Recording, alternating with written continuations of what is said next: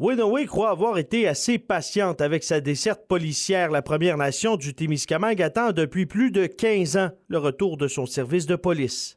En anglais, c'était le Rapid Response Team. C'est une équipe rapide là, pour répondre tout de suite à la situation. Non, c'est lourd, puis ça traîne, puis on trouve ça assez aberrant par bout. On parlait là, d'avoir faire un projet pilote d'un corps de police régional autochtone ici en Abitibi-Témiscamingue qui pourrait servir à l'ensemble des Premières Nations du Québec, sinon même du Canada. Depuis juillet 2022, les corps de police de Témiscamingue et Québec font des patrouilles dans les rues de Winaway. À chaque présence sur la communauté, ils doivent être escortés par la Sûreté du Québec. Un manque de respect, selon Steve Mathias.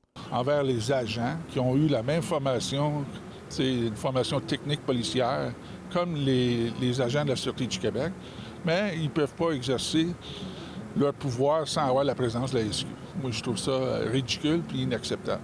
Le ministre responsable des relations avec les Premières Nations s'explique si la SQ doit accompagner les policiers des Premières Nations de Témiscamingue et Québec, c'est en raison de l'absence d'une entente sur l'assise territoriale avec Winaway. Concrètement, présentement, on n'a pas affaire avec une réserve, comme bien définie dans la loi sur les Indiens. Alors, c'est un territoire qui est de responsabilité de la Sûreté du Québec.